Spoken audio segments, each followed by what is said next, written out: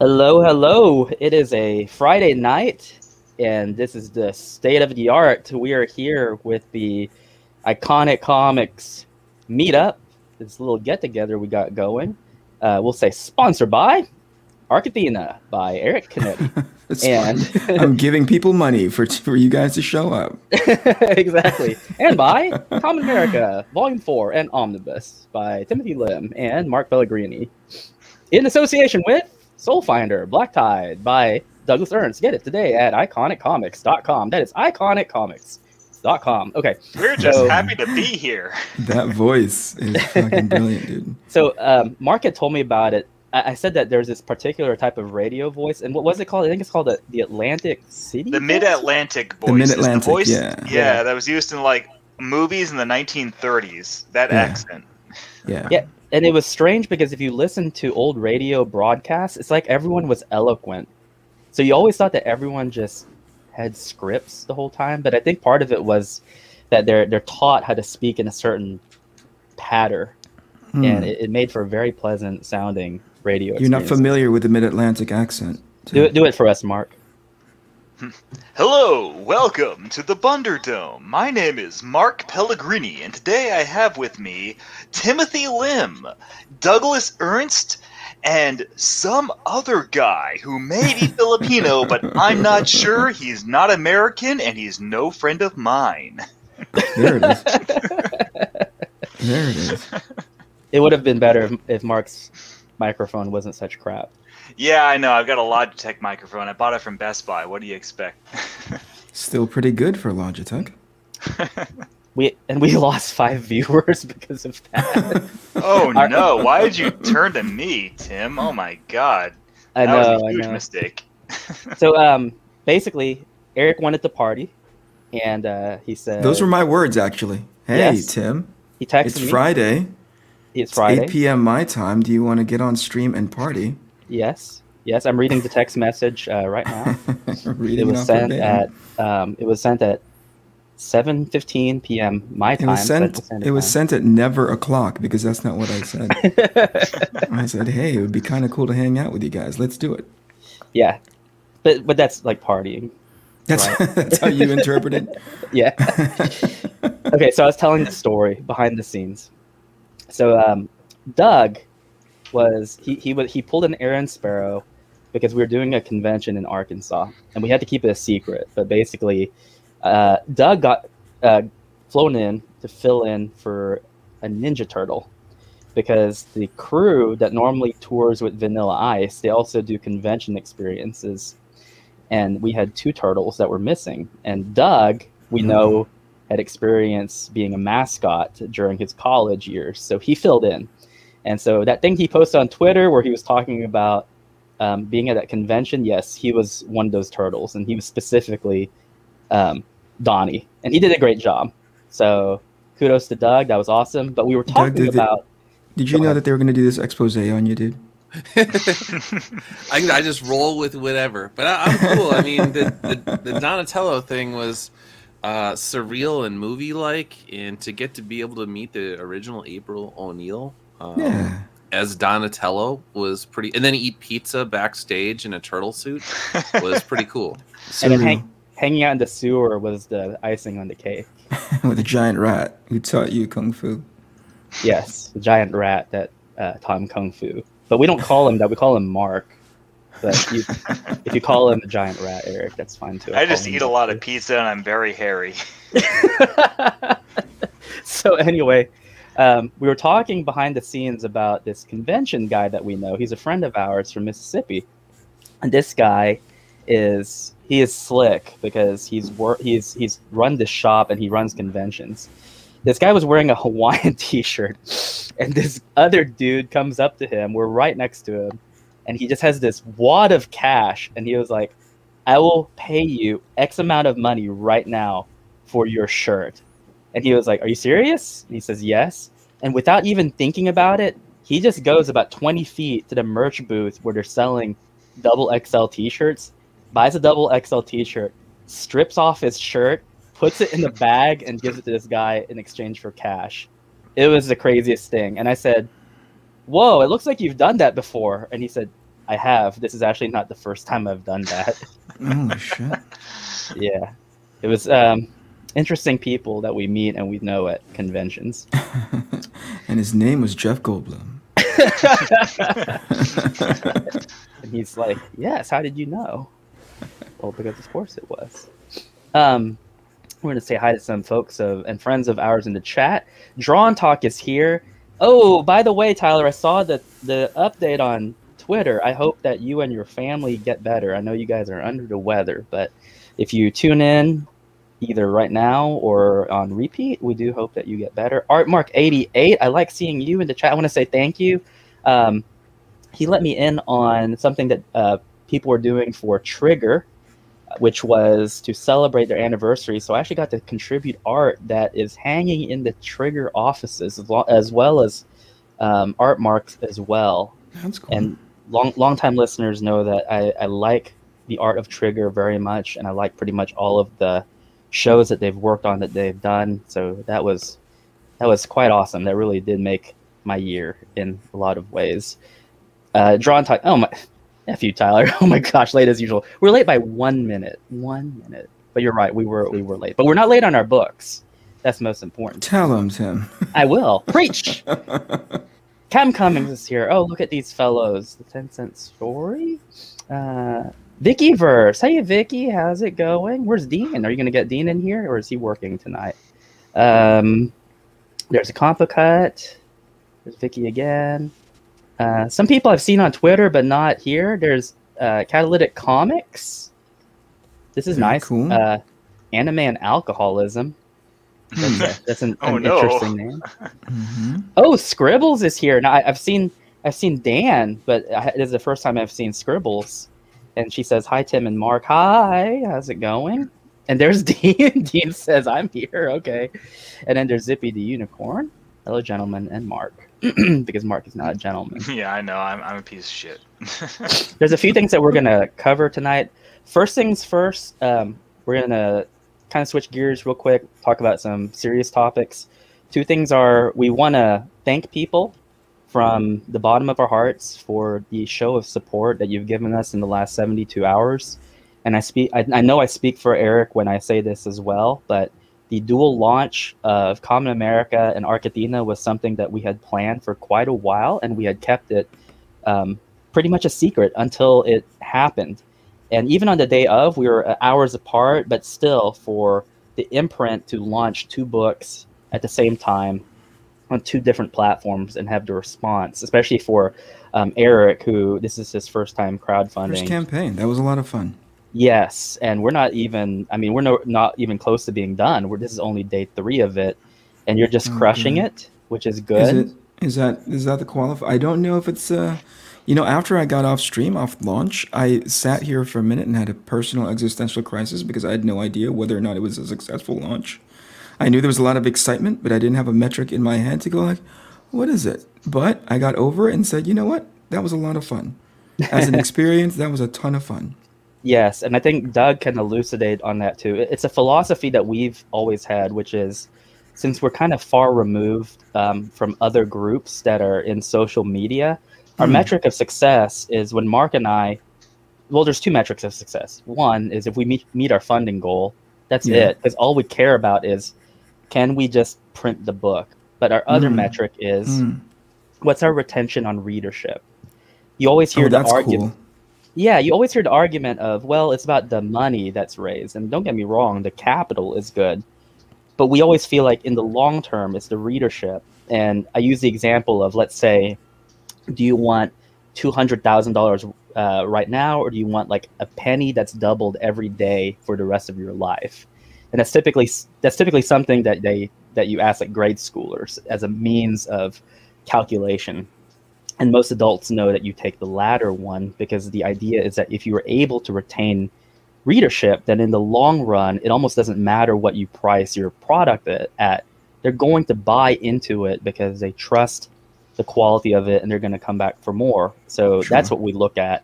And I know at some point in the future that there's that potential of it capping off somewhere, but just knowing that our needle can stay at a point where we're comfortable and know that we're not losing people and that we're able to keep them engaged is good. And for Doug, his approach is different from ours because his readership knows where to go. They go directly to Iconic Comics, the website, to get their books. And his metric of success is, do people like the book, and can I fund the next one? It doesn't matter if you know publicly what my numbers are. I know what the numbers are, and I know that it's doing well enough to be able to do that. Yeah. Yeah, for Demon's Match, one of the things that was bizarre to me upon that first campaign, if you think of campaigns like a band, it's one of those things where Demon's Match was more of like an acoustic show. It was stripped down. It didn't have all the bells and whistles and laser shows. And so there were people that were criticizing the campaign for not making more money, when it's like we designed the campaign to just focus on the art and the story in the books. It wasn't about all of these other sort of things that you can get. And then we lowered the price point as much as possible to make it as friendly to people that maybe they didn't have as much money. We could have charged more for people and gotten, you know, a bigger end take or whatever, but it was like, no, our first priority was being friendly to the customers and the readers. So people enter you into a race that you never entered, and then they judge you on something that you never even entered, and it's bizarre. Yeah, I mean, I don't want to diminish the people who had contributed on that first night. I'm very grateful to each and every single one of them. I think it's because I went in there with no expectation, and then after the fact, I asked myself, well, what were my expectations of it?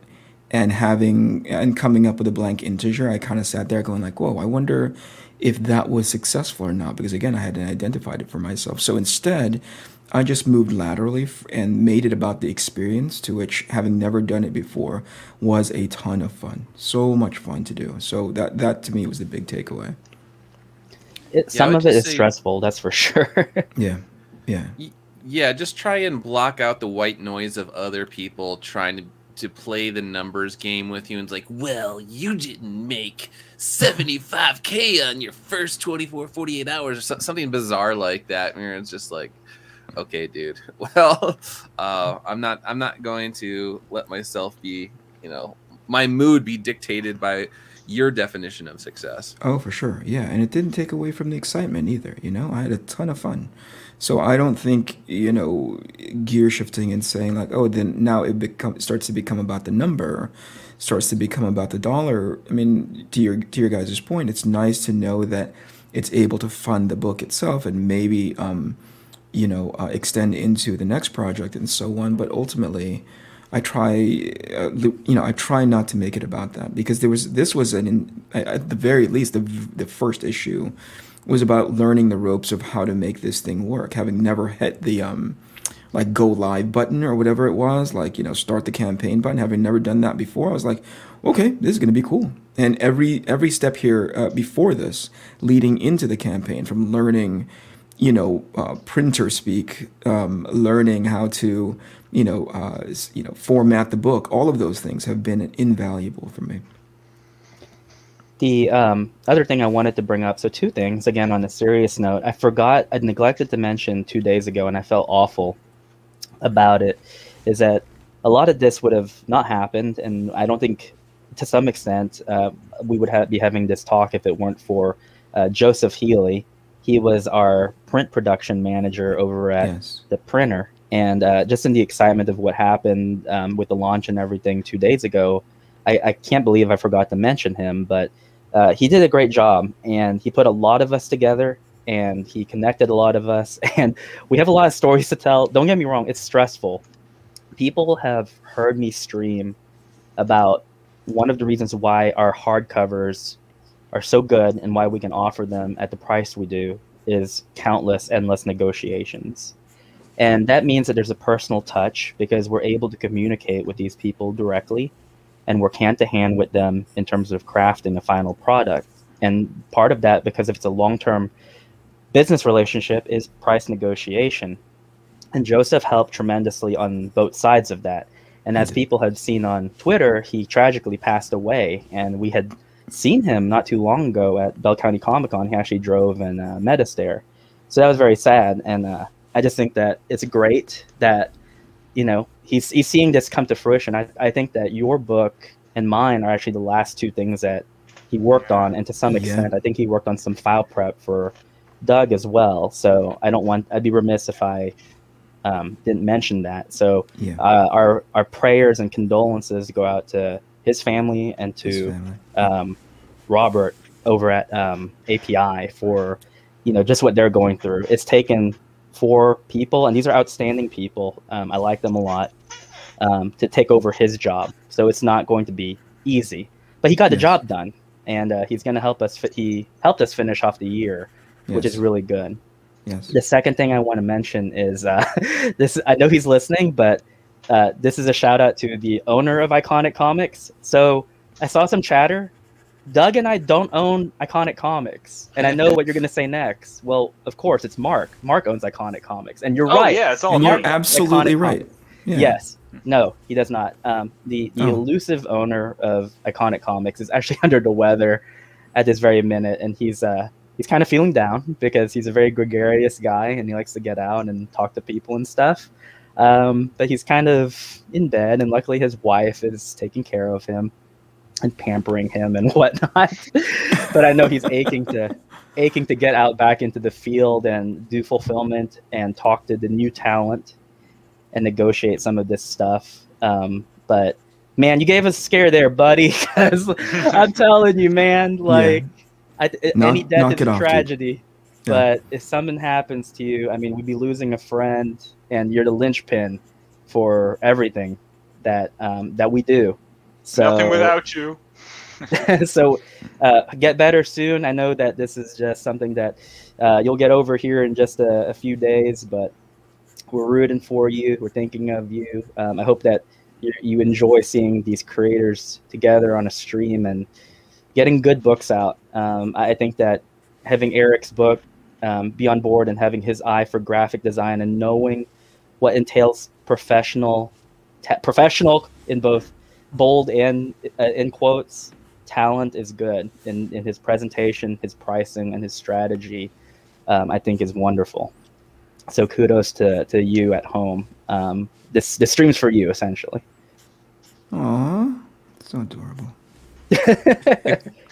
Was that okay, Eric? I tried to be as genuine with that tone. I couldn't pull it off. Forgive me. Oh, I have a nervous laugh. So how come? I don't know. I'm not crying.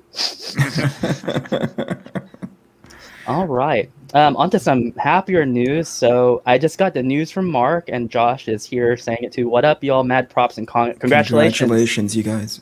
On nearly 100K in 2 days. We just passed 100K. We're 100,228 with 1,943 backers. You guys, well deserved. Well done.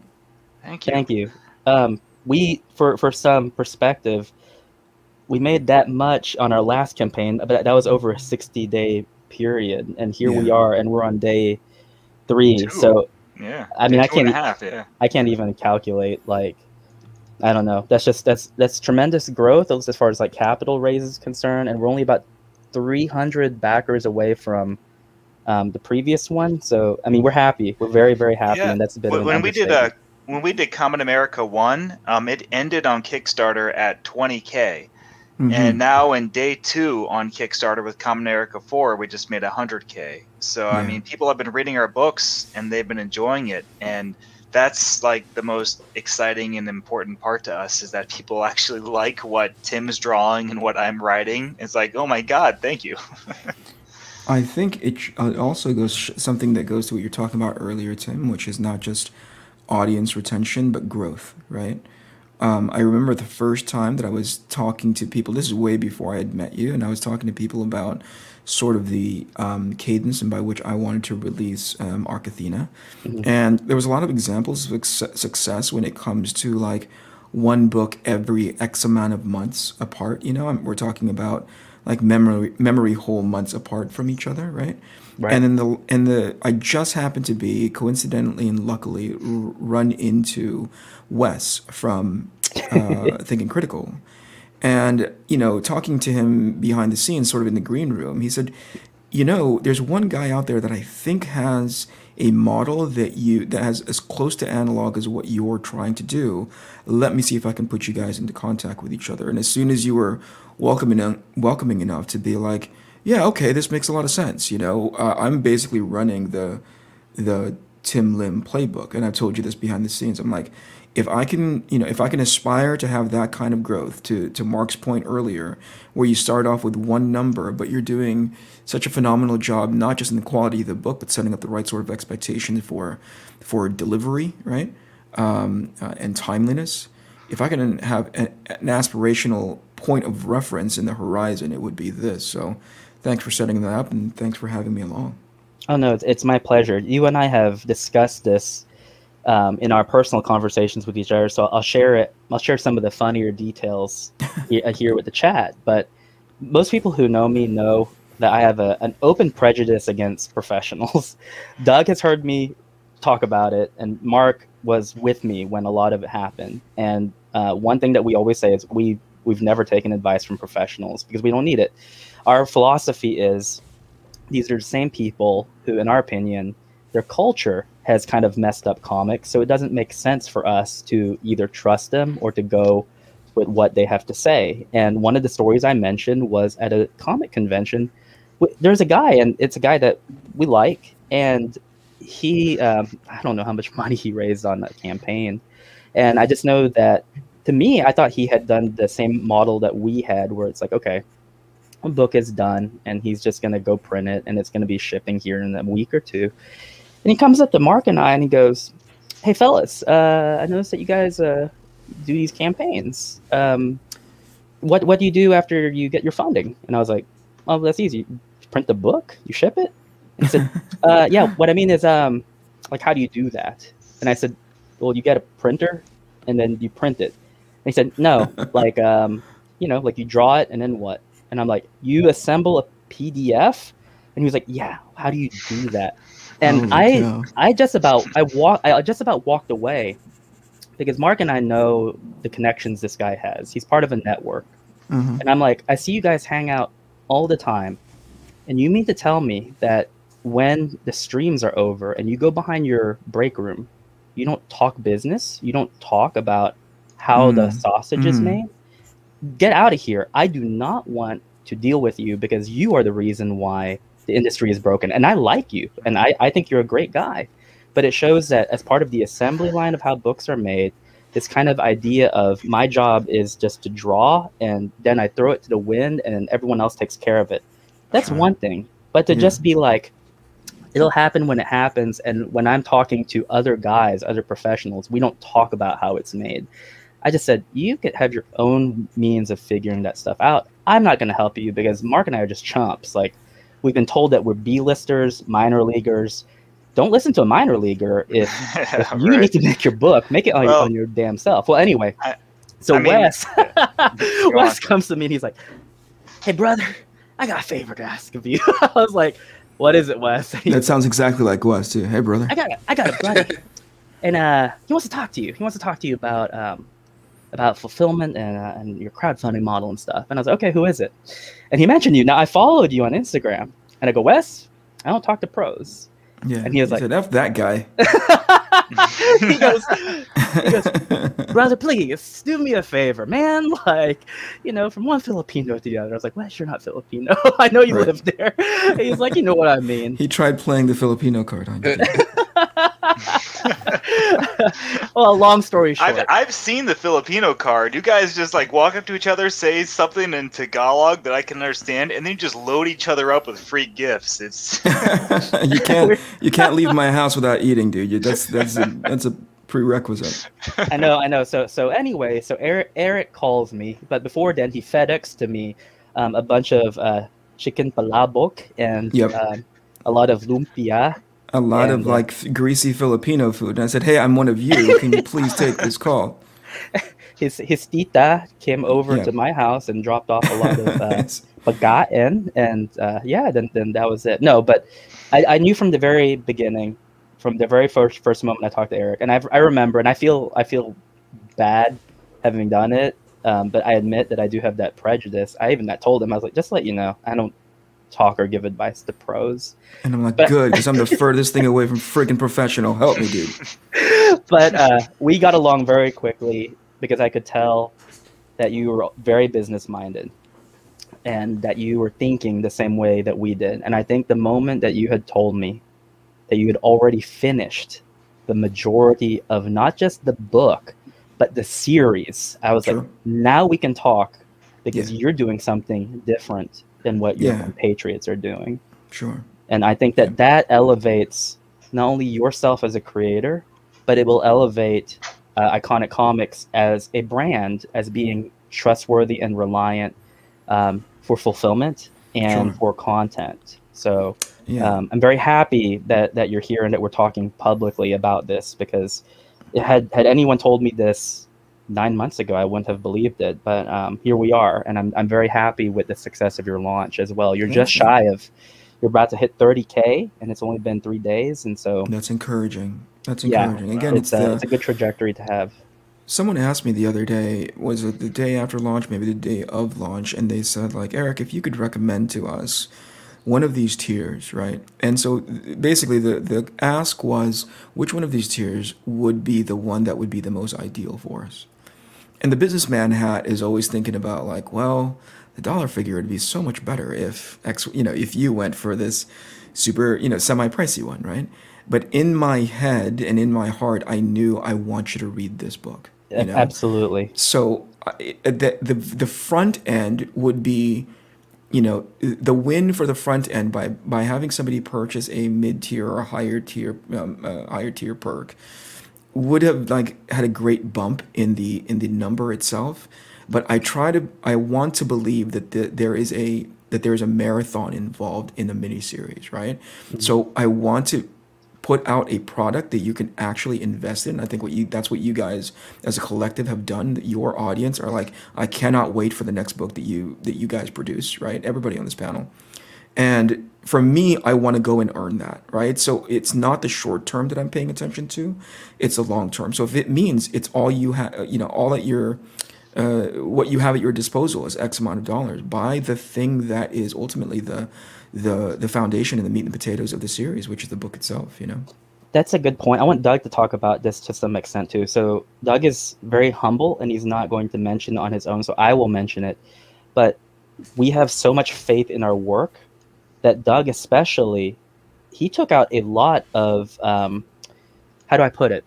Money out of his own pocket went out to making sure people could read his book. So if you're listening and you're an international backer, I'm just going to let you guys know, for shipping from here to your country, whether that be Canada or Europe, it's not as cheap as it is here. So when you see shipping prices between $20 and $40, that's not overinflation. That is the price that we have to pay through either USPS or stamps.com.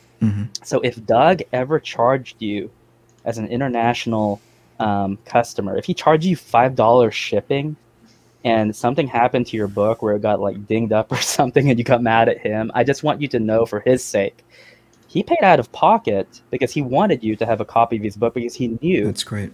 He knew that the quality of his work, and if we're referring to Soulfinder 1, hopefully the quality of my work, because I did the art on it, he trusted it so much that he said, you will come back after you read it, and I will take the momentary monetary hit just to make sure that you can read it. And I like your attitude with that, Eric, because I had those discussions on Wednesday. I had a lot of readers who were I guess they were collectors, but they were mad because some of our tiers sold out really quickly. Yes. And I thought to myself, what did I ever do in my manner of speaking that made people think that I in some way wanted them to focus more on the merchandise than the book? I want you to like the book. The merchandise is just there to basically fill in the novelty of the people who need it, not to get mad about or upset about. That's not the point of it. But go ahead, Doug. Oh, I thought you were talking to Eric for a second there. Oh, sorry. No, like you said, with the Soulfinder campaign, it's really about just getting the book into people's hands. And like you said, if you believe in the work, if you believe in the art, and you believe in the storytelling, and you know you're coming back, you're playing the long ball, like you're gonna get them eventually, or you're gonna get a good percentage of them. And so with the international, it was funny recently. Somebody from Australia, I have a lot of Australian readers, and this guy's like, "All right, so if I'm doing my math right, you should be able to get this book to me for $15." Oh my gosh! And he's like, "So I'm prepared to pay $15." And I was just like, all right, that's cool, dude. Like, basically my rule has been for international customers, like, listen, you're going to be charged for the books. I will send you the receipt for the shipping, and you just pay what you can, what you think is both fair, but also within the constraints of your personal finances. And the vast majority of people will pay the full shipping. And if they don't, it's like no questions asked. And that's awesome, Dan. From Demon's Match to Black Tide, the retention rate for the readers was huge. And like you said, like on the front end, I was losing money, but then on the back end, now you have people that are paying the full price for the shipping, but then they're also buying like books, or they're recommending them to their friends. There were some people in New Zealand.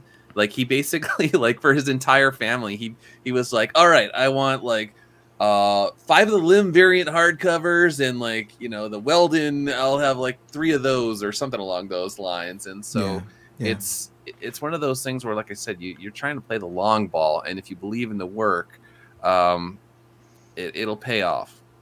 That's awesome, dude. I didn't know that. That's incredible. Yeah, before you knew us, Eric, that was a philosophy that we kind of all shared. Mark and I, about 3 years ago, we were essentially persona non grata from a lot of places. And we had a talk, and he was like, well, what do we do? And I said, we put the work in. Yeah. People might not like us, but that's okay. We just won't comment on things. Yeah. The work will speak for itself. We have to trust. Sure.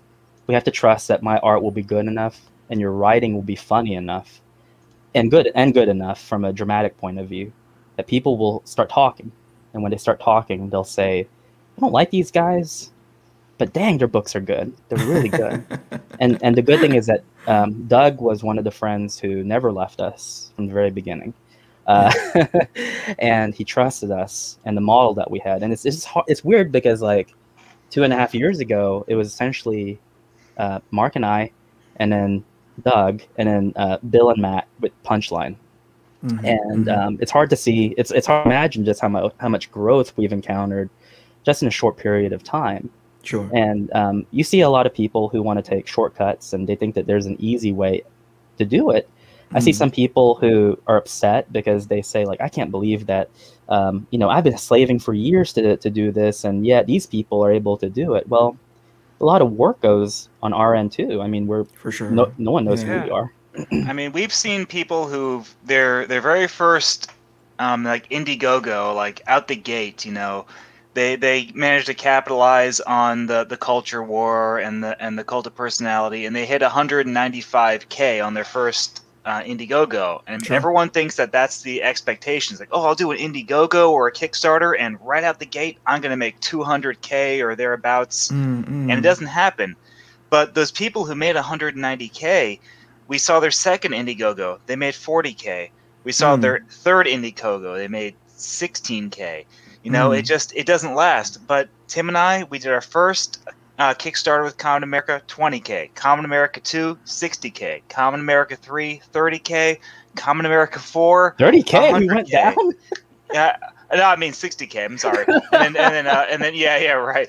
And then Kamen America 4, 100K. Yeah, no, we've gradually gone up each one, and it's taken us 2 years. It's 2 steady years of putting out 3 books a year, and just building up the confidence in our customer base and the trust of getting our books out on time, and the quality of our books. They like the art, they like the story, they like the characters. And Tim and I, like we talked about last time we were on the Bunderdome, we're not cult of personality celebrities. Nobody follows us because they like our personalities or our voices or anything. They like us because they like our books. They read Common America, and they'll read Arc Athena because they like your art and they like your book. And they read Soulfinder because they like Doug's art and they like Matt's art and they like Doug's writing. And then they read Long Harbor because they like Alejandro Mirabal's stuff. And that's what's really means a lot to us. We don't care if you like us personally. We just want you to like our books, and when people do, that means the world to us. Mark said this thing today on Twitter, but he said that some people don't have friends; they have followers. And I thought that's very apropos, because it's like, I don't think we have any followers.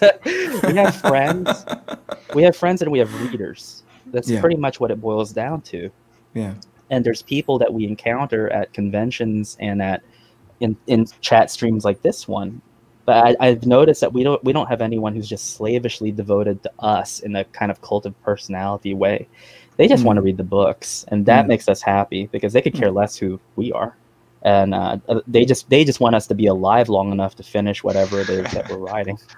That sounds incredibly morbid, but I get what you're yeah. Well, it's kind of like what was the gentleman, the guy who passed away recently, who did Berserk? Sure. Mureta? Was that his? Mureta, yeah, Mureta. I don't know what his personality is, if he was like a jerk in real life, or if he had a sunny disposition. The only thing I knew about him was he had health problems, but no one cared. The love of him came from the love of the work, and they wanted him alive because he was like the heart that kept the work going. And that's something where having switched gears and paying more attention to, let's say, like the manga model of things, I've noticed that amongst a lot of the mangaka. It's like they like, don't get me wrong, you're always going to have kind of obsessive fandoms, but it seems to me that a lot of them really do cherish the nature of the work first, but they see it as kind of a tandem thing, where the work can only survive as long as the authors can. Yeah. I think for me, I don't care what your approach is in as far as how people will have this is not the right word, but like an affinity or loyalty for your book, right?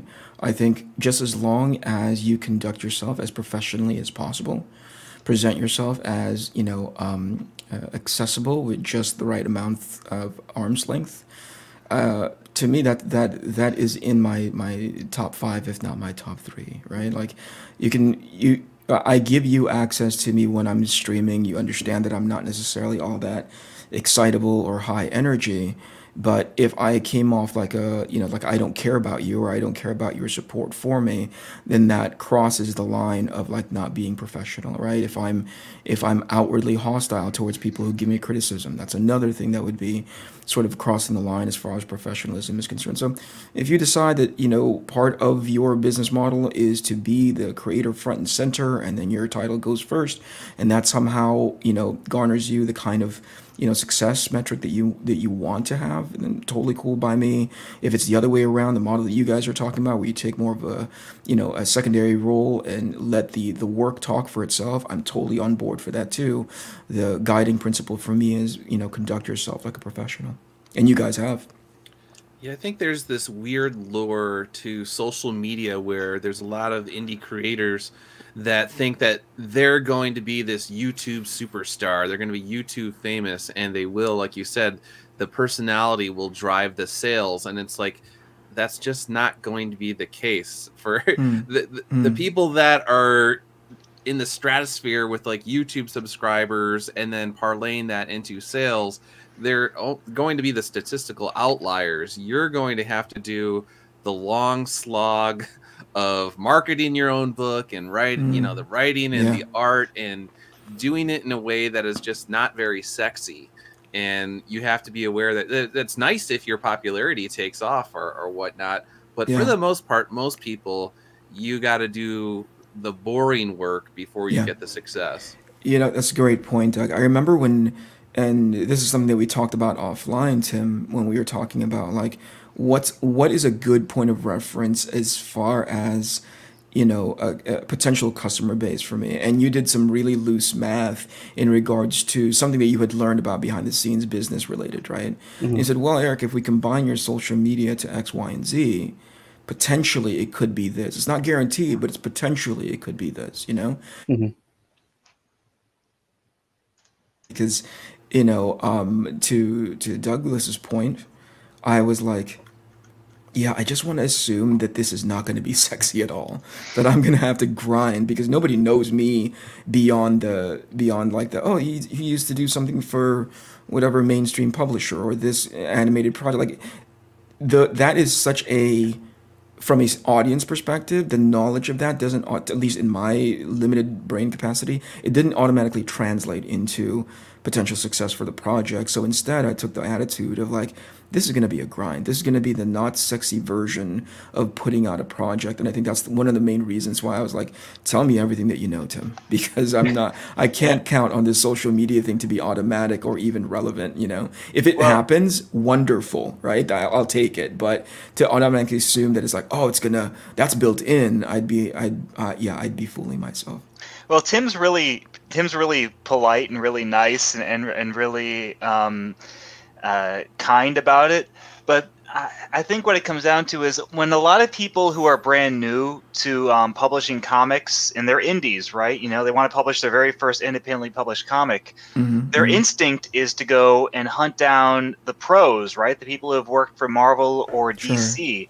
Sure. But if you're trying to publish independently, the Marvel and DC, the pros, those guys, well, they had people to do everything for them. 100%. You know, 100%. like they had, you know, if you were a writer or an artist, you know, like you had a person who would, prepare your PDF for you. You had a person who would edit for you. You had a person who would letter and color for you. You had someone who would print your book and distribute your book and market your book. All you had to do if you were an artist, all you had to do was draw. All you had to do as a writer is all you had to do was write. And then you had people to do everything else for you. Yes. And yes. what Tim and I noticed from pros when they would come and they would ask us for advice was that, well, when they don't have the people at Marvel and DC to do those things for them, they don't know how to do them themselves. Whereas the indie guys, well, we had to learn on our own how to do those things ourselves, how to find a publisher, how to find a fulfillment agency, how to get those books out, how to get them printed,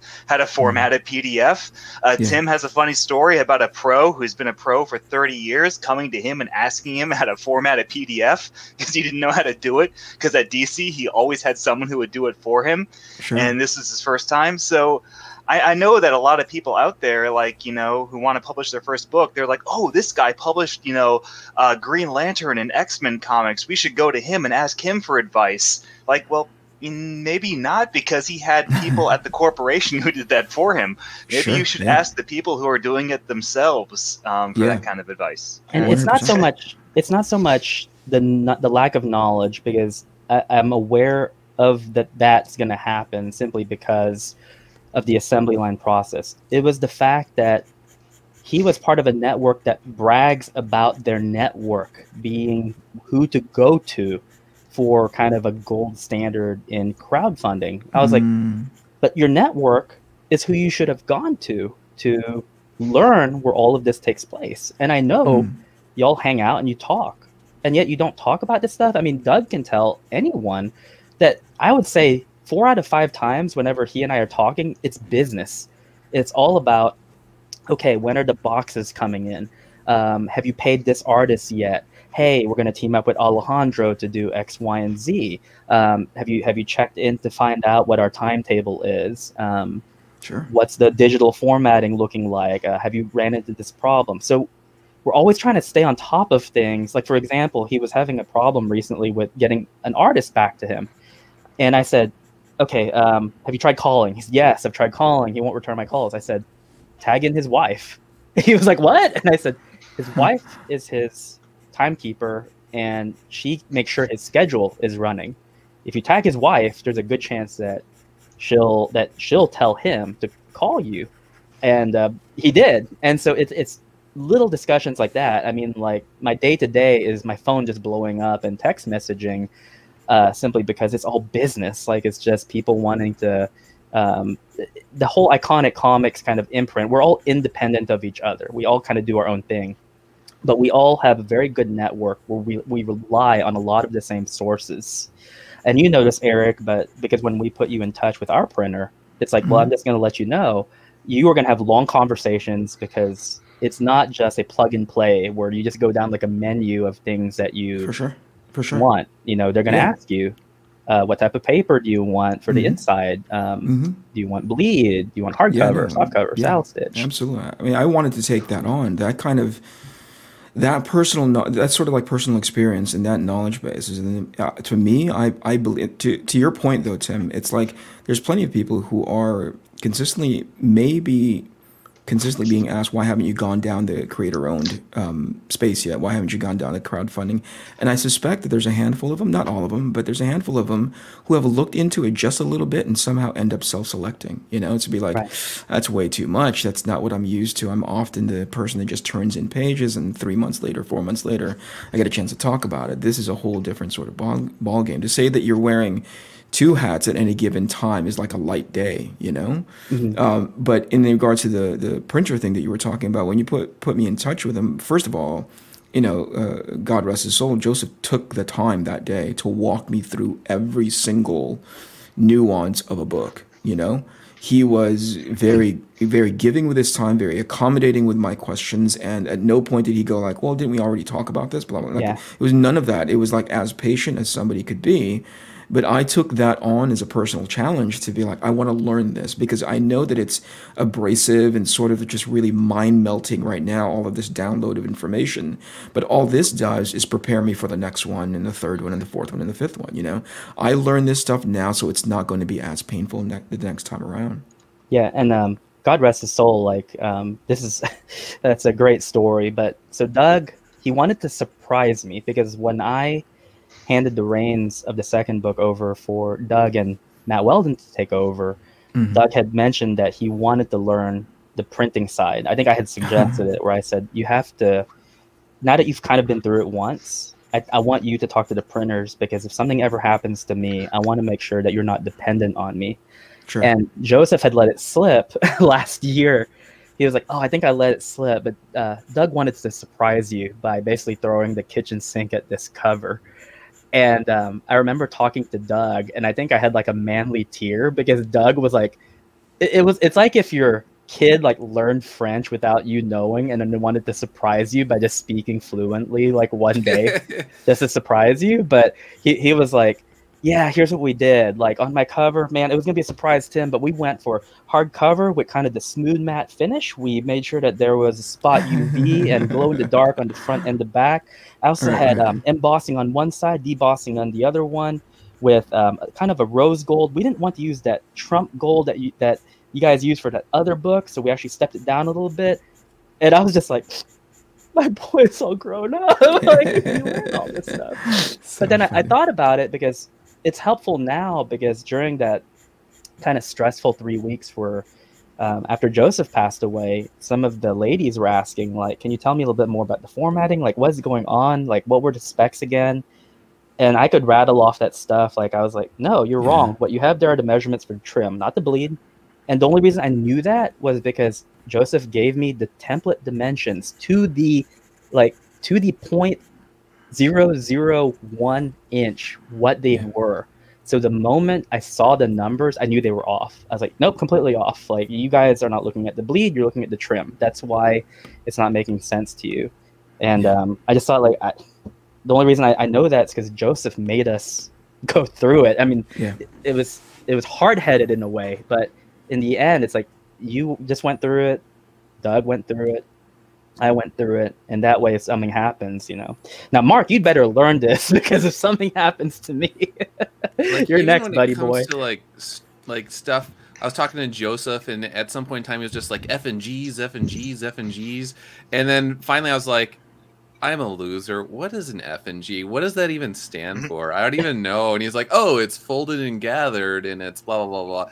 You know, and it's like, so the whole thing has been this learning process, and the thing with like you guys is that people are able to put their egos aside and just say like, dude, I don't know.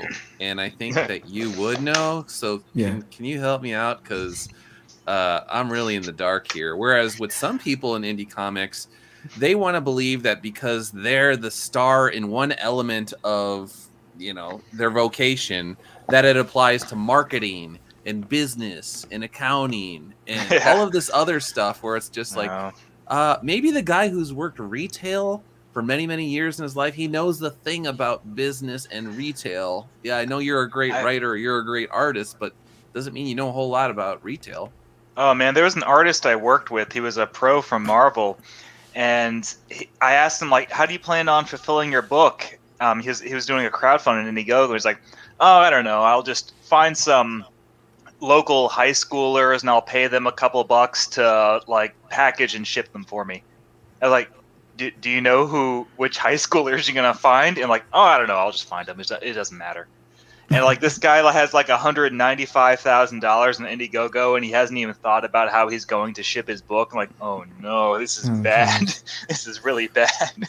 But that's the thing. I think, you know, people don't quite understand the premium of. They don't understand how much it dings them and their brand when they don't have that stuff shored up ahead of time. So they think it's a matter of just like shoving things into boxes and putting appropriate amount of postage into it. But there's a way in by which you should be able to deliver a product that really helps to stand up your brand, your name, your title, and your books as stellarly as possible.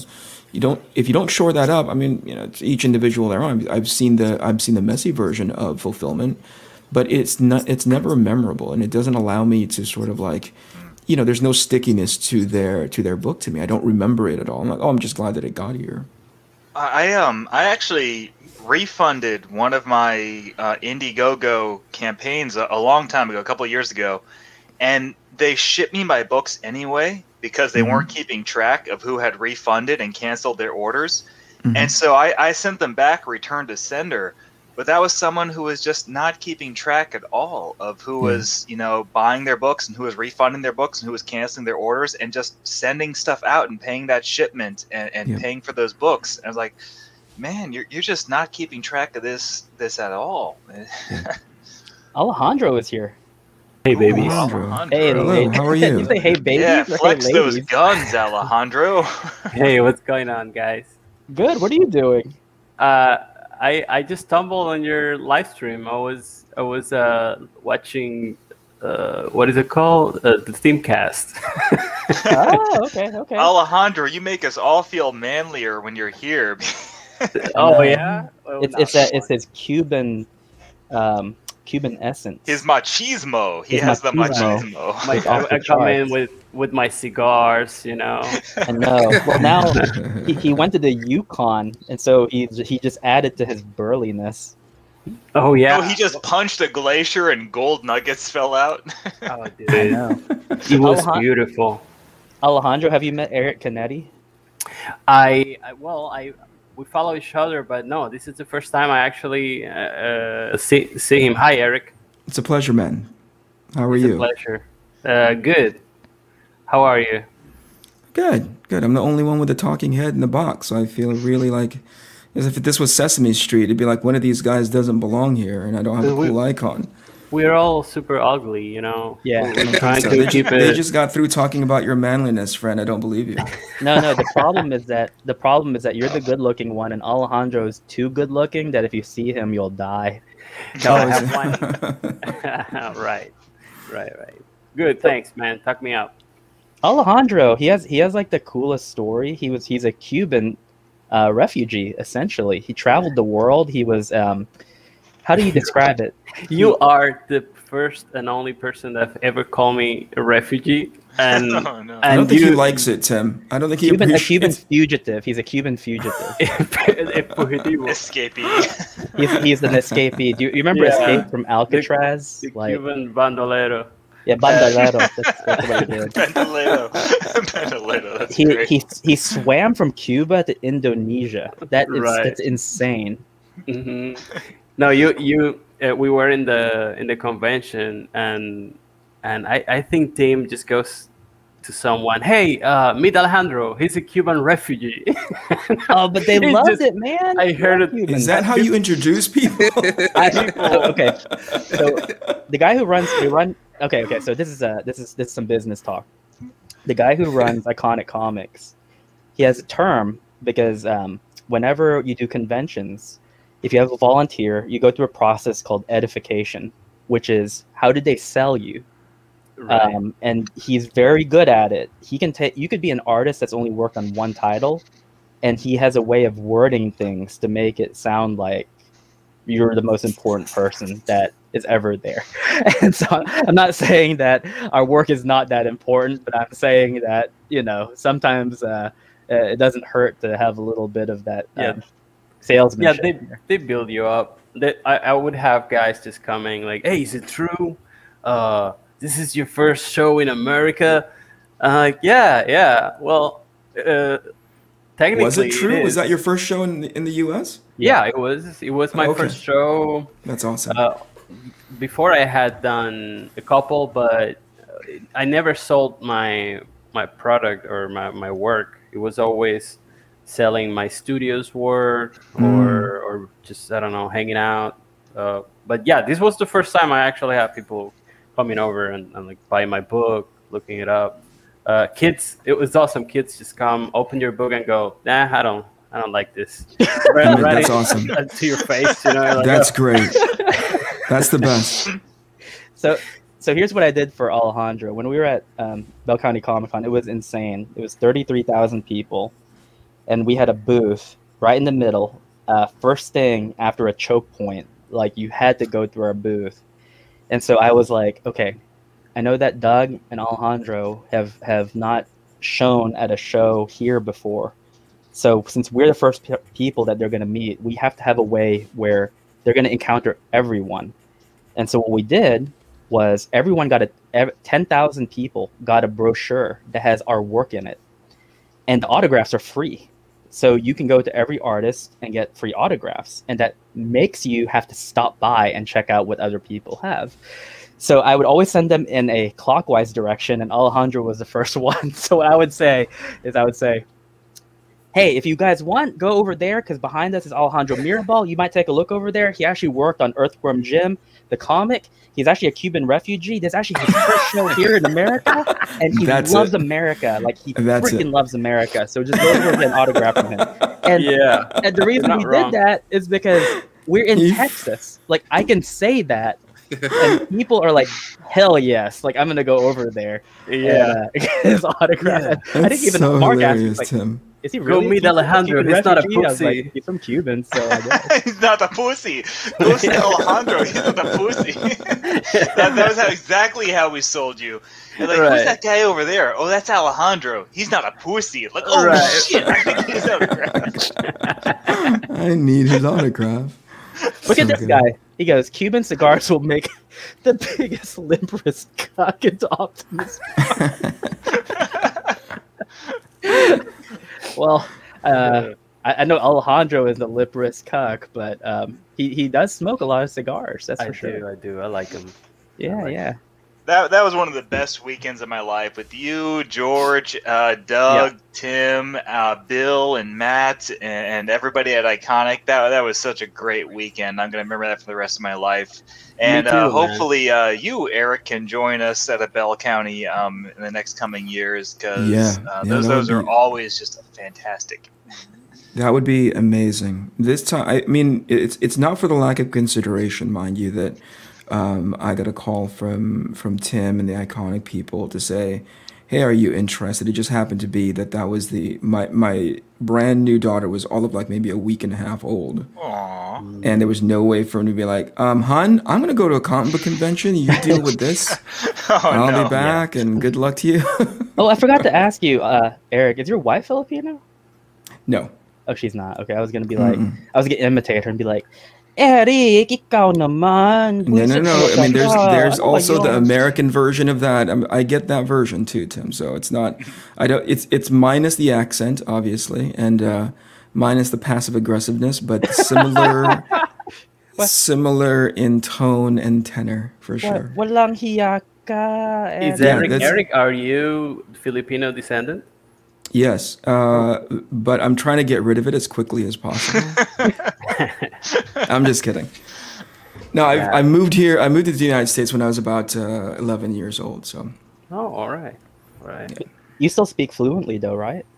I don't. I fool you all the time with Google Translate when we're texting back and forth. Tim. You freaking traitor! You I try to get on your destroyed good Google. side, but I'm like, I don't think that's how that's said. You know, I Oh my contradict God. Google all the time. But you know, like the simple words like we sit. That's a big No, one. I can more than anything, I can understand it better than I can speak it. I can I too. mean- That's the weird thing. Slowly but surely, I'm starting to feel that Tagalog isn't a real language. It's some sort of like mishmash of like Spanish and English and a bunch of bullshit. It's there's definitely Spanish in there, right? Because the nature of those Spaniards going into the Philippines and just saying, "Yep, no, this is all ours now." You know, That's it. Yeah, that's Yeah. exactly what happened. Hey, Scribbles is in the chat. You remember Alejandro? That's the wife of Dan, the range master, who taught you how to shoot Oh, guns. yeah, yeah, yeah. Hey, hi. Yeah. Yeah. She's Yeah. the one. Scribbles was Great couple. Yeah, I remember on the range when I set my gun down on the table and she was like, no, turn that away from me. For people in the chat who don't know, the guys hanged out for an extra day because we told them to, and at some of these gunpoint, I guys have thought. never fired guns before. So we went to it's Texas, right? So we went to the range. It was fun. It was a lot of fun. The only downside was they had to catch their flight, so we didn't have time to fire the semi-automatics. But we'll do that next time. Yeah, Scribbles just flashed a gun on the first day. It was great. Texas, welcome to Texas. Welcome to Texas. Yes. Oh, you were right. We were eating dinner at We're the eating catered barbecue. event. Yeah. And And I saw a gun over the table. yeah, and she just takes out her gun and puts it on the table. And I forgot, was it you or was it George who was like, "Whoa, what?" It's Texas. What? I mean, it's true. Everyone has a weapon, basically. Oh man. DA talks. You don't like going shooting. You live in California. You don't fire guns over there. Don't shame. Except DA at for each living in- other. He can't help it. He likes that. So in other words, I think DA Talks knows more real Filipino than Eric Canetti does, because Who does? DA Talks. He has a channel along with Vicky, because he was dropping some sick Filipino food things here in the chat. He was talking about Yeah, no, pancit and lumpia. I'm quite, what do you call it? I'm quite ashamed of it until I'm like, I have enough, just not like if you're dropping the Philippines, I just have enough to get back home, just enough to get back to my house. You like halo halo, Eric? No, man, that stuff is like way too sweet for me. You Oh, guys know man. what he's Stuff is talking. You guys know garbage. what? It looks like someone like emptied their fucking garbage disposal onto a pile of ice. Like when Tim showed me that, I was like, "What the fuck?" Like cornflakes and gummy bears and There's a and what do you Jell-O? call it? Yeah, that's what there's. Candy corn? That version of Halo Halo is too like they're trying to impress you too much, man. You know, they're like trying to reinvent the wheel. But if you have one that's just like the basics, you know, like the red bean and the ube ice cream and the condensed milk and the, you know, what I mean, a little bit of jelly, that kind of a thing, you'll be okay. It's when those guys are trying to top each other because like, why the hell are you throwing corn, you know, Pop Tarts into the freaking thing? Hey, Eric, that sounds like a dessert you find in Indonesia as well. It's called es campur, and it's like beans and coconut, That's it. and yeah, jelly. It's And so even good. I've seen like what do they put, something like nata de coco? Something Yes. call it? Right. Yeah, yeah. It's just a diabetic attack for me. I just think of it and I'm all right. That's exactly what it is. That's way too much. Just give me the scoop of ice cream and I'll move on with my life. You guys can take that. It's like, hey guys, do you want to die? Did you Please have eat that, this. Alejandro? Did you like it? I got used to it. Yeah, I ended up enjoying it. Yeah. It's so good. I The love. first halo time I halo. saw it, I was like, "This doesn't look right. It looks like a mess." What were you gonna say, Doug? I thought you were trying to say something. Is Oh, Doug me? still there? Doug. No, Doug I is- was just I was laughing at it all because I was thinking about my time in the Philippines, and Did you have it? Did you have halo halo? I was warned not to because the last people that tried it, they ended up getting some serious Diarrhea. diarrhea. So Yeah, but that happens. That happens even. This if is it's how weird. gentlemanly Doug is. He's like, he got some serious, and he was trying to think of the word, and then Tim like Mad Libs it and said diarrhea. Cha-cha-cha. He was gonna say caca. Yeah. He's like, how should I say it? So yeah, anything with like ice in the water, they said just go with bottled water. Don't don't get the hollow. Oh, hey, so get this. So Fiona Wolf says, I'll back Arc Athena when the next Payday Fun Day hits, just to see what kind of sci-fi story it will be. I was having this talk with Eric Canetti about how I noticed that there's something about all the people in Iconic, and it's the way that we market our books. So this is just for the chat, for people listening. Once I point this out, you will not unhear it and unsee it. Okay, so when I was in college, I took a course on interviewing, and they said that one of the most common interview questions was going to be, name a strength of yours and a weakness. And they coached us. They said the way you answer the latter question is you present a weakness as a strength. So the common things you would say are like, oh, I care too much. Oh, I'm a workaholic. Oh, I'm very time oriented, right? And I remember being a student and thinking, oh, that's great. Like, this is gold. Until I was in the position of interviewer. And after years of having to sit behind a desk and basically listen to that stuff, it's like, no, all I know when you answer that question is I just know you were coach. I know you're not giving me an honest answer. And so I said that one thing I've always liked about the Iconics people is that we're all able to pitch our works without resorting to diss. So get ready. When I tell you what is common, you will not be able to unsee it. It's Constantine meets X-Men. It's Ghostbusters meets G.I. Joe. It's Double Dragon meets... It's Double Dragon meets Street Fighter. I'm just like, this bullshit means dog shit. I'm like, holy shit! Quit selling your book like that. And I talked to a guy who actually, like, I think he had a business degree, and he's like, no, that's how you do it, man. Like, that's how you pitch it. That's what sells. I'm like, okay, it might, because like I said, I went through it, and when I was going through interviews, we essentially did the same thing. But the reality is that people catch on after a while, where they're like, wait a minute, you're not actually selling me what it is that you want to sell me. You're just giving me X meets Y. And that might work for like really stupid Hollywood executives who don't have time to listen to an elaborated pitch. But our readers are smart. Like, our readers are smarter than that. We can pitch an idea to them without using that. And Eric, a few weeks ago, he had sent me the back cover of his book, and it had the synopsis of Arc Athena on it. And I called him and I said, thank God you did not just have that X meets Y. Well, just to be fair, Tim, it doesn't have it in the copy that I sent to you, you know? When it went to the printer, I was like, I better put X-Men meets like Men in Black meets the notebook in the back of this thing, because I need Hollywood execs to pay attention to this. Yeah, it's corporate IP meets corporate IP. One of the worst jobs ever had, and I got paid for it, so I'm under an NDA, and I can't say anything specifically, but I had to take all these ideas from all these artists, and I had to write pitches based on just the art. So I had to come up with the title, I had to come up with the characters, I had to come up with the plot, and I had to come up with the copy edit to send to the pitch Bible that would go to the corporate people who would some days potentially like pitch to Netflix or whatever. And it was always like X meets Y. Like, oh, it's the Fantastic Four meets the Incredibles, you know, shit like that. And like, oh my God, I can feel my soul dying like an increment at a time every time I have to write this. Yeah, and the irony is you're a writer, and it runs contrary to your bones, because as a writer, it's like, I have a big dictionary. Like, I can come up with other descriptors than X meets Y. And I had thought about that recently, because there was a Kickstarter comic and it was gorgeous. Like this thing was like fully, you know, I mean, it would look so professional.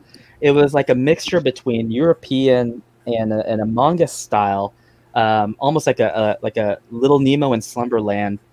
And I get to the synopsis, and the other one that you're not gonna unsee is, do you like fantasy? Do you like Little Nemo in Slumberland? Do you like Mobius? Then you'll love this. I'm like, what are we selling fucking cornflakes or something? Like, that's not how you. If you like the great taste of corn and the texture of flakes, then you'll love our cereal. I'm just like, no. And anyway, the reason I brought that up is because I wanted to quickly pitch Arc Athena to people in the chat. So, guys, if you're here, obviously this is an Iconic Comic stream. You guys probably know of myself and Mark. We have Kamen America. There's Doug Ernst with Soulfinder. Alejandro Mirabal has the great hit Long Harbor. We're getting a lot of feedback from Iconic Comics. They're saying that people love Long Harbor. Nice. The people who have gotten their pre-orders in and the people who got their Indiegogos in, there's no complaints about it. It's just unanimous love for the book, which is really good. But Arc Athena, since Eric this is his first time on the show, Arc Athena, the basic story is this: in a not too distant future, there's a group called Arc, and in the public, there's a publicly polled, approved group of heroes called Arc Athena, and they take on threats that they can take on because they know that the public will love it, and it's all for the script, it's all for the show. But the reality is there's another group. They have a counterpart known as Arc Poseidon, and they're the ones who do the wet works. They're the ones who do the grim and gritty and the things that the public does not get to see. But the question is, what happens when the two of them meet? Who are the good guys and who are the bad guys? So this is part one of a mini-series, and it's going to be intriguing to find out in these kind of twists and turns how these interactions are going to play out in the end. So it's kind of like Men in Black meets No, stop. Michael Bay Transformers, and No. So what you're a little saying bit of is, Independence Day 4 thrown in there for. Boo this man. Boo him. That was great. Jokes aside, Tim, that perfectly encapsulates it for sure. Someone from another channel stream sniping us or clipping this. They're like, I understood that fella better than the long-winded guy. I'm backing it now. I like the twang that you went into in order to like communicate the simpleton that was understanding me it's Transformers and Men in Black. Let's do one. I'll do it for since our friend George Alexopoulos can't be here. I'll use a Jersey accent. I'll be like, dang it, I can't do a Jersey accent. Mark, can you? Oh man, if I can think about it, like Joyzy. George didn't have a Joyzy accent. He was like, hey, like, man, why aren't you reading Kamen America, man? You should be like reading my Biden strips because man, Biden sucks. And you know what? He's right because he's terrible. But I'm not going to turn this stream into that. But George is awesome, and you should follow him on Twitter. He probably has 10,000 more followers than we do because he's great. Your George impression sucks. That doesn't sound anything like it. It is terrible. Yeah. And my George mustache sucks. I can't grow a mustache as good as he can either. Hey, get out of here! Get out of here! Is that George? Get out of here! That freaking Kamen America book sounds long-winded. Now this Kennedy fella talking about G.I. Joe meets Men in Black, and that's my kind of book right there. That's a mid-Atlantic accent that you're doing right now. That's like a Chicago one. Yeah, we suck he's at got this. it. This Filipino guy's got the Mid-Atlantic accent down. This Virginian guy doesn't know what the fuck he's doing. That was a good pitch, though, Tim. Thank you very much. You're welcome. Let's pitch Soulfinder in that way. It is Soulfinder is it's Dogma meets Dogma, Kevin Smith. Oh man, danger, Doug! Danger! Step in anytime now. That's a joke. By the way, do not take that seriously. It is nothing like Dogma. That is a very blasphemous movie. I do not endorse it whatsoever. So that was just me and Jess saying that. Sorry, I'm not paying attention. There's a bunch of Japanese people on Twitter right now who are saying that they want to spread the word of Kamen America. So I gotta try and you know, send them text in Japanese real quick. So I gotta think in another language. For Tim, real? you think in German, French, and Tagalog. So you can speak in like 4 different languages. So go ahead and entertain everybody while I'm doing this. Okay, sure. So Romancer X, he asked me, can you ask who is on the limited edition Arc Athena cover?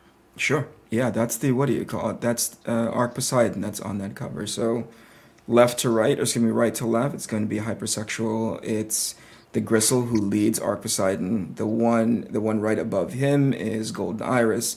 The one right in the middle is Red Wasp. The monster that's in the foreground is called Bric-a-Brac.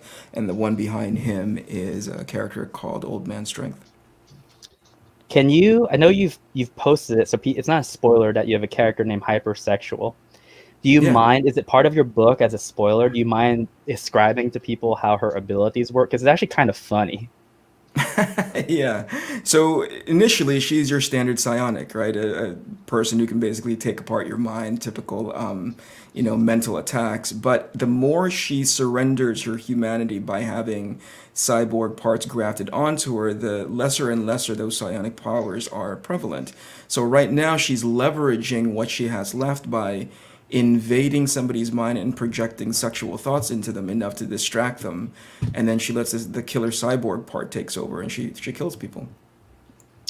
That's really cool. I can see how you can set that up for some pretty funny moments too. I know one, but I'm not gonna spoil it for people.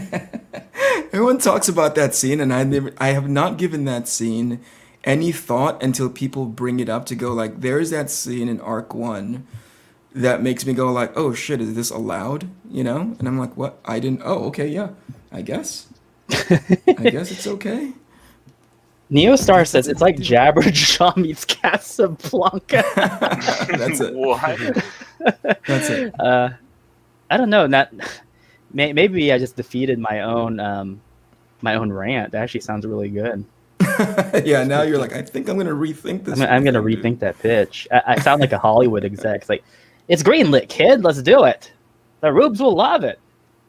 Yeah, it's Atlantic again, dude. I started pitching Long Harbor at some point after actually telling the people telling them the story. I found it was easier to tell them, oh, it's like the thing with Jaws, or it's like the thing in Aliens. I actually would just make up whatever I liked. Just like the thing. And it didn't matter, really. You just make something up, and people are like, yeah, that's good. It's so in theme of what you guys are talking about. Do you guys have the elevator pitches for your books? Do you guys have it? No, I don't. Doug does for sure. He has it memorized. Who does? You want it, Doug? Floor's all yours. Doug? Yeah, it's basically it's the special forces of exorcists that take on levels of evil that most people can't fathom, including other priests. So I don't know. It's something along those lines. Our combat veteran exorcists take on levels of evil that most people cannot fathom. A special order or of priests in the Catholic Church who do that sort of thing. You need combat experience in order to be enlisted in this particular order of exorcists. Dang, that is awesome. Eric, if you listen to previous talks that he's given, there was a time when he was going on like a tour of like channels, and he had it where I had it memorized. Because he had it memorized, or that you had it memorized? I had it memorized because he was saying like the same thing. That is so awesome, man. Like his pitch. It was how did it go? It's like hold on. Let me bring up my inner Doug moment. Well, while Tim thinks about it, so when we were at Arkansas Comic-Con last weekend, we had a display of Soulfinder 1 and 2. And people were coming up, and they were just zeroing in on those covers of Soulfinder 1 and 2, the Tim cover and the Dave Dorman cover. And they were asking, like, what is this book about? And they were looking at me. I was like, shh, fuck if I know, man. Pointing at Tim. And then Tim would give this great pitch, and he would take a photo of everybody who bought a copy, and he would text it over to Doug. So, Tim, go. No. So I have Doug's pitch, the one that he would give on these YouTube channels. Someone would say, so Doug, tell us more about Soulfinder. He's like, yeah, sure. Soulfinder is about a special order of Catholic exorcists who have military experience, who have to encounter evils that most mortal men cannot fathom. It's something like that. And I just remember that he would go on stream after stream and just had it like memorized. Dang, that's awesome.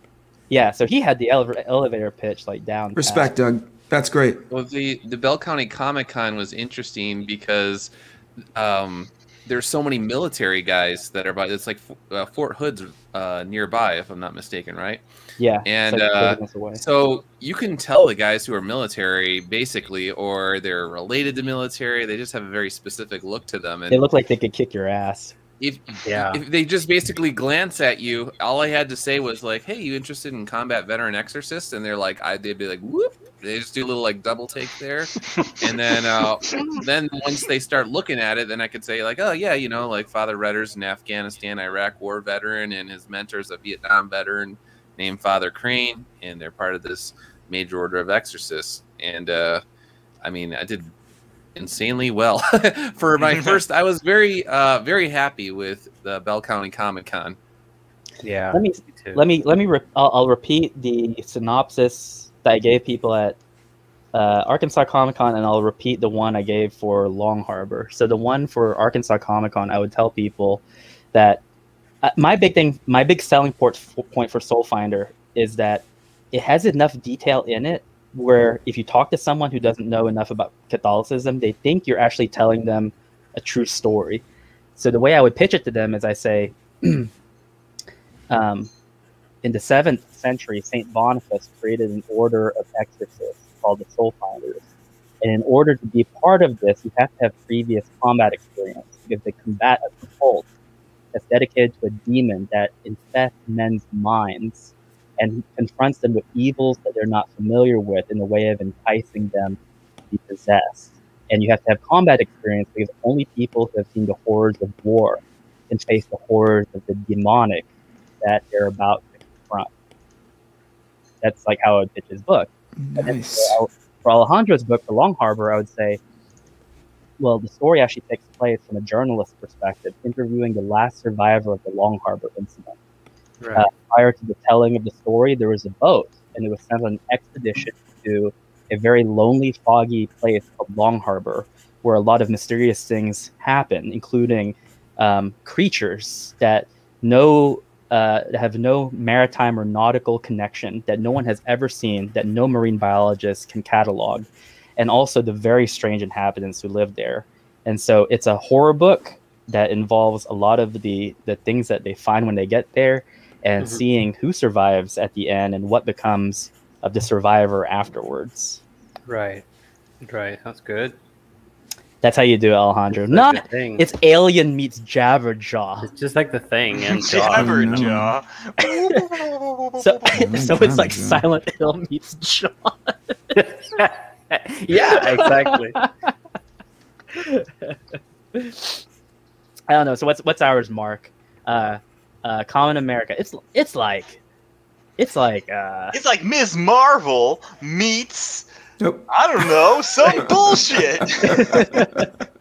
it's like Ms. Marvel meets Street Fighter.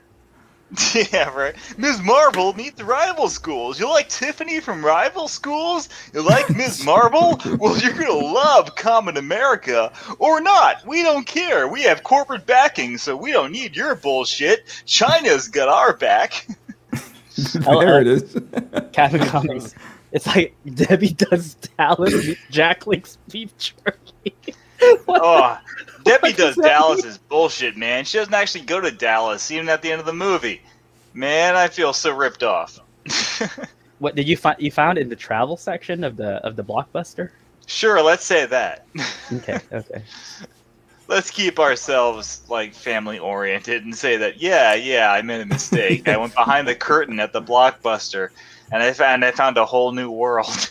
Hey, we're in the what's the name of the authority that rates movies in theaters? MPAA? Yeah, the MPAA, yeah. Yeah, I think we've only dropped 2 F-bombs, so I think we still classify as a PG-13 right now. Yeah, like Last Action Hero. All right. Yeah. It's like Last Action Hero meets You know what? Last Action Hero means Who Framed Roger Rabbit, but Last Action Hero was already Who Framed Roger Rabbit, so what the hell are we doing? You know what? Time apparently like that's a cult classic. People actually like Which- Last Action Hero. Yeah, everyone hated that when it came out, and you know, it's Which, like, Last Action Hero? yeah.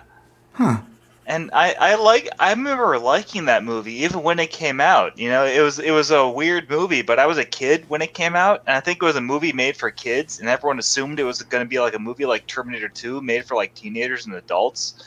But as a kids movie, it's just really good. So I don't get what people hate about I it. think it was one of those things where the budget that they had for it didn't really match the box office take, so they sort of panned it early on. And like back in the day, you know, there wasn't the internet, so if there was only like a couple outlets and newspapers, like the main ones that were just saying like it's a failure, then it was like a self-fulfilling prophecy. Yeah. I have a Also, the question. expectation of Schwarzenegger back then was still pretty high. No, he hadn't tapered off yet. Oh yeah, everything he did was like box office gold. I think like, when was the end of Schwarzenegger? Was it Eraser? Was that when Yeah. everyone was kind of Yeah. like, yeah, we're done with Schwarzenegger? Yeah. Between that and the one where he goes to hell or something like that, I can't remember which one. Oh I yeah, can't remember the title. yeah. What was that one? That was like the worst like Exorcist ripoff, because at the end he was like throttling the possessed person. He's like, no, take me, take Right. Oh, I me. remember. Right. I remember End that of End one. of days. End End of days. of End of days. days. Yeah. That's it. bad. That's it. Although the soundtrack does have some good stuff if you like Guns N' Roses. Oh yeah. Sorry, there I'm a we go. nerd.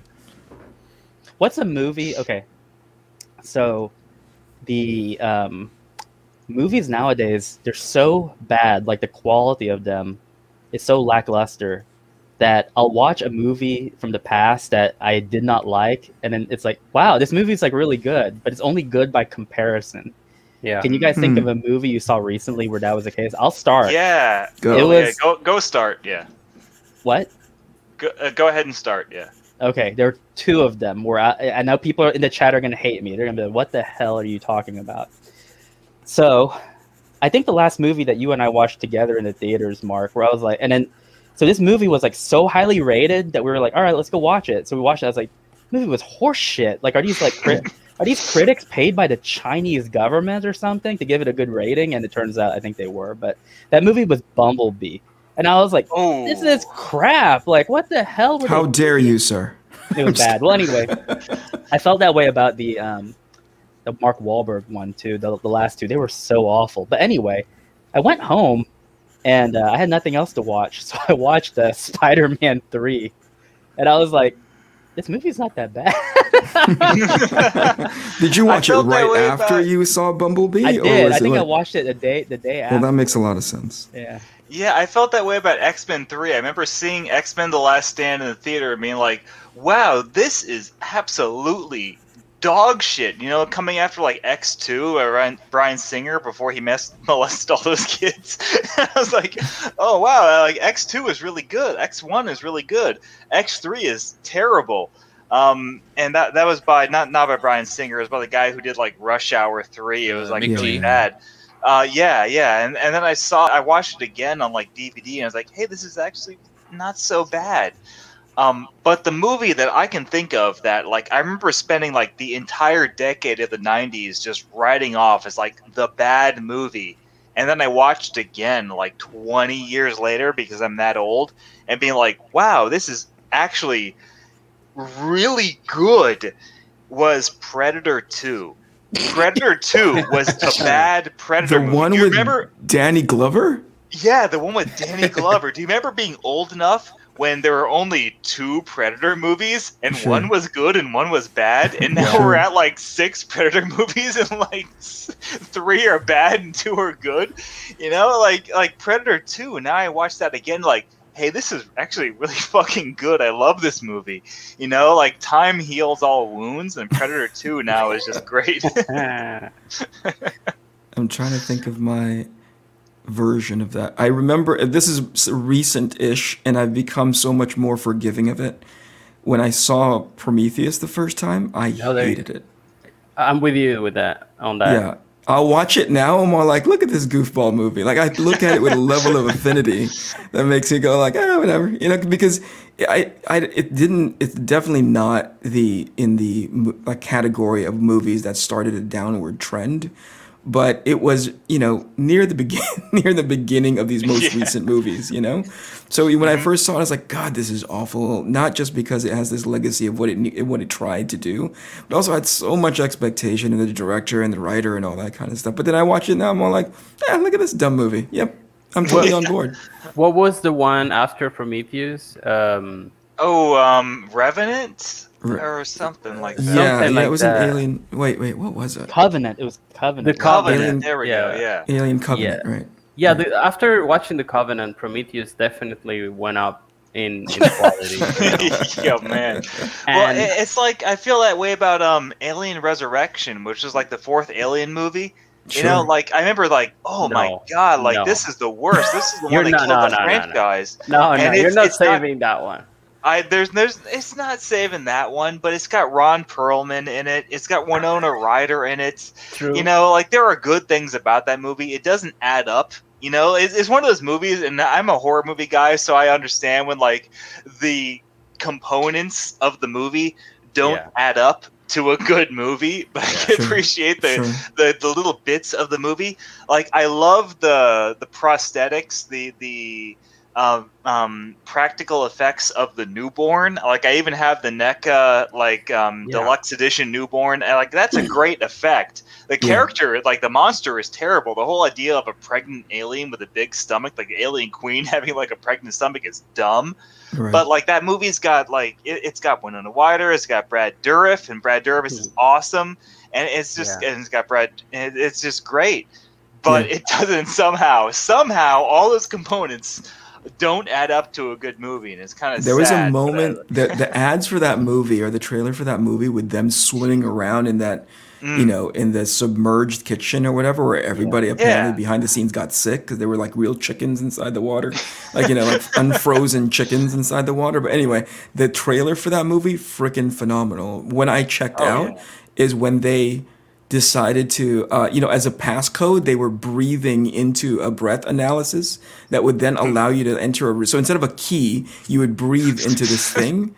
And I was like, that is not security, man. That was early in the movie too. I was like, I'm just waiting for the underwater scenes, man. To me, I mean, there's a cool part. Yeah, go on. Sorry. No, sorry.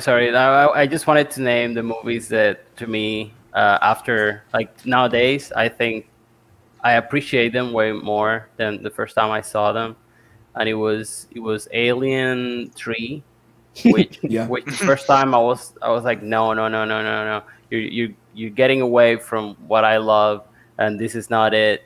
And now I watch Alien 3, and knowing everything that went behind that production, it's good. It's a great movie. Fincher denounces that movie. He's never spoken of it publicly. Yeah. No, but I get it. It's Alien 4. I'm sorry. No one blames you for that one.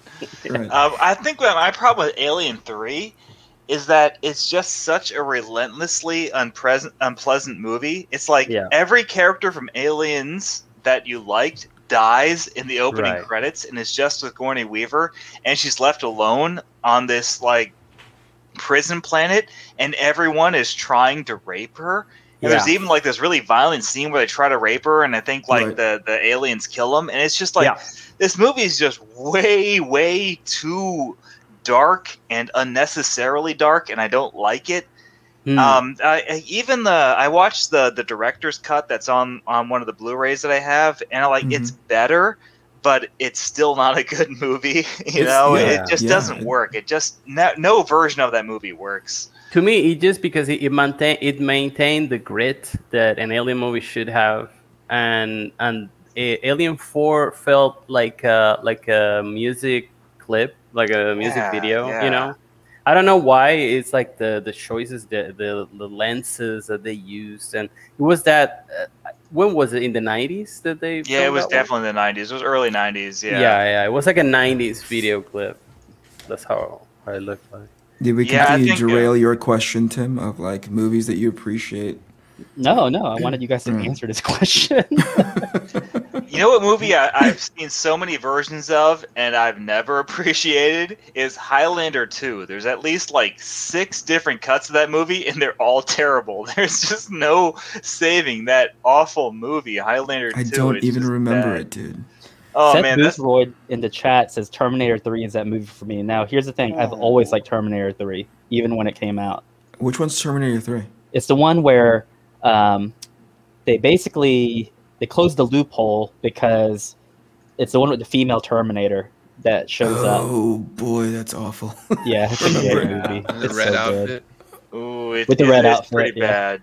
Yeah, it's That does I saw not- that in theaters, and you know, it's funny because I was too young to see Terminator 2 in the theater.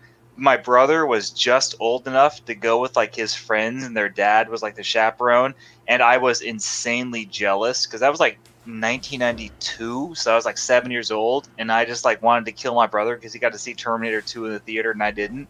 And so Terminator 3 was like, finally, I get to see a Terminator movie in the theater. Like, oh no, this is terrible. That was the wrong one. Oh, it was bad. And the worst thing is that every Terminator movie they've made since Terminator 3 has been worse. Like Terminator Salvation, Terminator Regenesis, whatever the fuck that last one was, like Terminator Regenesis or whatever it was called. Fate. Dark Fate, thank you. The one where they got like fat meth addict like Connor to come back, and it's like, oh my god, this is just the worst. Like, oh man, I wish I'd gone to see that movie in 1992. I'll tell you the weird thing about Terminator Salvation. So my whole life, if you go to Universal Studios, they had that ride, Terminator 2 3D. And in the ride, you actually you go into the future to go into like Skynet headquarters and take it down. And so James Cameron directed it, so he shows you what Skynet looks like. And Skynet is a giant like techno pyramid with like gun turrets on the outside and like hunter killer robots and stuff like that. So like in the ride, you basically have to sneak in, and it's like a complete war zone. It's like hell on earth. But in Terminator Salvation, Skynet's like in the Apple building, like it's so polished. And I think Yeah. there's the scene where they ride the elevator to go up, and it's like an office elevator with like buttons that you press, and they get out on the floor, and there's like even a potted plant. I'm like, the Terminator like has interior decorating designs where they have a potted plant like on the floor that they're supposed to be on. Like, what the heck is this? It was so dumb. I thought to myself, the freaking theme park ride did it better than the movie did. This is bullcrap. Was that one directed by McG as well? Yes, that was directed by McG. Oh. You knew it was gonna be bad because it was directed by a guy. I'm gonna say it's in the Norm. I should have pulled it off as Norm Macdonald joke. It's like, you knew it was gonna be bad because the director's name was McG. Is that your Norm Macdonald? My Norm Macdonald and my Daryl Hammond my Phil Hartman are exactly the same. Phil Hartman's I'm into was it. a genius. He was, but He was. All the best SNL guys are either dead or they're making Hotel Transylvania movies, which is just as bad.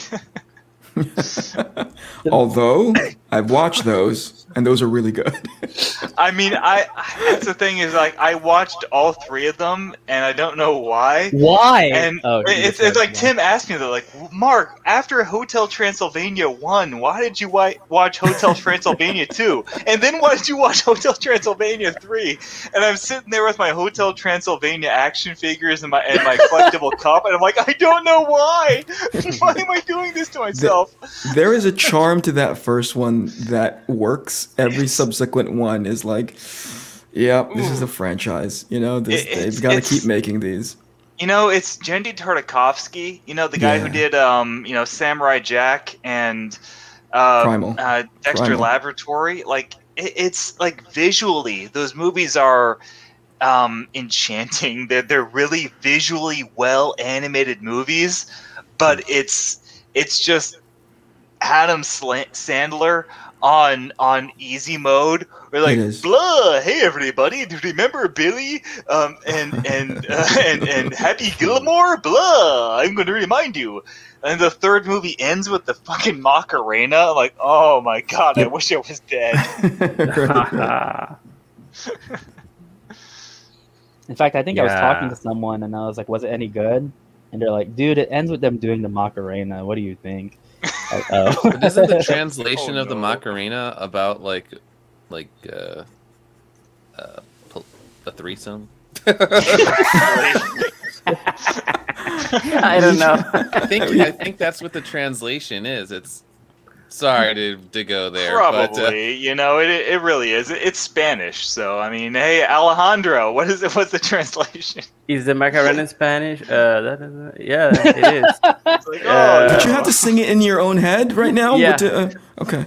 because Just she's checking. talking about this one guy who she's involved with, but then like there's the other guy that she's also infatuated with, and all this sort of stuff. Anyway, I just thought it was weird if it's like a kids movie that you would end with the Macarena. Because the Macarena was like one of those first viral songs before the internet, right? But it was huge when I was a kid. It was huge, like that and the electric slide. Like every kid was doing the Macarena, and I was like, "What the hell's wrong with you people?" Gentlemen, Yeah, I'm I getting the high remember. sign from the missus to be like, she's doing if this was a boxing match, she's hitting the stick to say She's like, like "Go there's to 30 bed." seconds. Yeah, it's 30 seconds left before the match is Oh, you over or gotta the go. round is over. It I happens. gotta All right. excuse myself. That's okay. Well, we are going to call it a night because I got to get my beauty sleep as well. But thank you for everyone in the chat who stuck around. We maintained 30 viewers. That's awesome. By the way, we That's also awesome. we made it a point of monetization tonight too. So we got over 1,000 Hey! subscribers. Yeah, money. Congratulations, buddy. Yeah, now I got I'll to be figure waiting out for my check. how do I do that? Like I don't even know how do I apply for monetization? I don't know. Like request super chats. You got to be a victim now, Tim. You got to tell everybody that, oh no, the SJWs are coming to get me. Send me super chats and I'll Yeah. fight for you. Oh, someone hurt me. Like, Buy my mugs. Oh yes, I can't wait. I've always wanted to be a victim. Just kidding. Only Always wanted to pussies are be. victims. There's your T-shirt right there, dude. That should go up on your shop right away. The thing I just said about pussies being victims. Oh No. boy, no, not that part. The other, Oh. much more consumable. It was just a joke, people. Don't clip that, please. Anyway, want to thank everyone for showing up, the people who stuck around. The campaigns for both of ours are still going. I know Arc Athena is going for 30 days, and then ours is going for 40 days, so just about 10 days extra. But you still have plenty of time, so make sure that you check them out.